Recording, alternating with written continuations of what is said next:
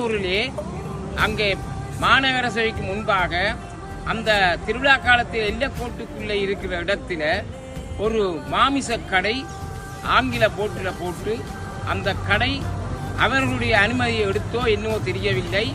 அந்த கடை துறப்பட்டு இப்போ கடந்த ஒரு மாதமாக வியாபாரம் நடக்குது.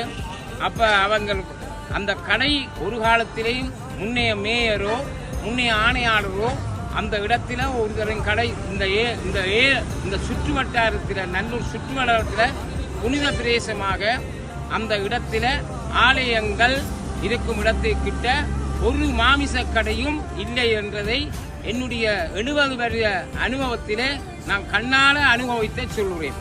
இப்படியான இடத்திலே நாங்கள் மாமிச கடையை வைத்திருக்க விடலாமா? அப்ப வருகிற மக்கள் வேறு தேசத்திலிருந்து இருக்கிற மக்களுக்கு பாதிப்போம். இதுல ஒரு கடிதம், ஒரு கையெழுத்து வைக்கணும், கையெழுத்து ஒரு கடிதம் எழுதியிருக்கிறேன், முதல் ஆணையாளருக்கு கொடுத்திருக்கிறேன் நேரில். அந்த கடிதத்தை உங்களுடன் ஒரு அன்போட பரிமாறலாம் என்று நான் உத்தேசிக்கிறேன். என்ன கடிதம் என்றால், யாழ்ப்பாணத்தில் ஒரு அருமையான பொது நல விண்ணப்பம் ஒன்று வைத்திருக்கிறேன். புனித நல்லூர் சூழலில் யாழ்நாசை முன்பாக ஒரு அசைவ உணவகம் அமைந்திருப்பது தங்கள் மேலான கவனத்தை கொண்டு வர விரும்புகின்றேன். அந்த பெயர் கிறிஸ்டா என்ற தனி ஆங்கில பெயருடன் நாமத்தில் இயங்கி வருவது மிக வருத்தத்தை அளிக்கிறது. நான் அறிந்த வரையில் எத்தனையோ மேயர்கள் ஆணையாளர்கள் இருந்து சபை நடத்தியுள்ளார்கள்.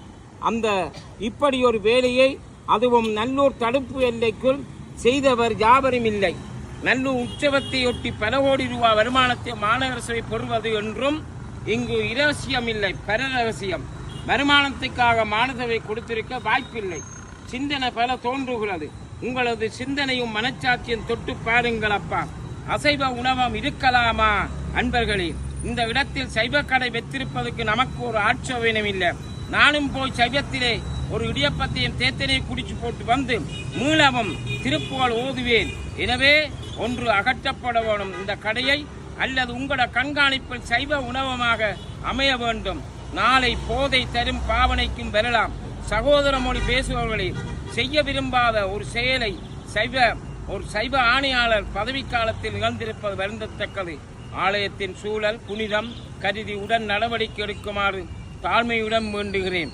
இந்த என் பிரார்த்தனையில் திரு ஏகம்ப மாலை என்று பட்டினத்தார் பாடலை நான் இங்கே இயம்ப விரும்புகின்றேன். அருமையான ஒரு கொன்றேன் அனகமுயிரையெல்லாம் பின்பு கொன்று தின்றேன், அதன்றியும் தீங்கு செய்தேன், அது தீர்க என்றே நின்றேன், நின் சனத்திற்கே அதனால் குற்றம் நீ பொறுப்பாய் என்றே உனை நம்பினேன் இறைவா கட்சி ஏகம்பனே என்று பட்டினத்தனிகள் பாடலின்படி நாங்கள் மாமிசம் உண்பது சரியான தவறு.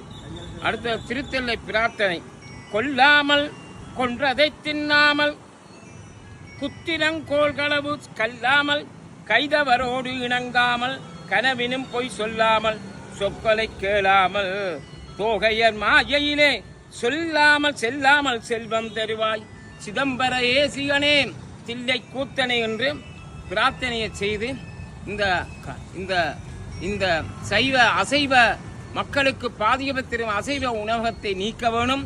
இந்த இடத்திலே நாங்கள் மீளவும் அசைவ உணவு வாரவர் மறைவாக தந்த போத்திலையும் பொக்கரில் வச்சு குடிக்கிறதுக்கு ஏதுவாகவும் அல்லது கஞ்சாவினையும் குடிக்கிறதுக்கு ஏதுவாகவும் இதனை தவிர்க்கவதற்கு எல்லா பெரிய சைவ அடியார்களும் வந்து இதனை மாற்றி அந்த கடையா ஒன்றில் சைவ கடையாக்கணும் அல்லது கடையாற்ற ஒன்றும் தாழ்மையாக அன்போட எல்லா மக்களையும் கேட்டுக்கொள்கிறேன். அன்போட விலகுகிறேன். கையெழுத்து நல்லூர் ஆலயத்துக்கிட்ட சாயந்தரம் 5 மணியில் உங்களுடைய கையொப்பங்களை வைத்து உங்களது இதை அகற்றத்துக்குரிய நடவடிக்கை அன்புடன் வேண்டுகிறேன். முருகன்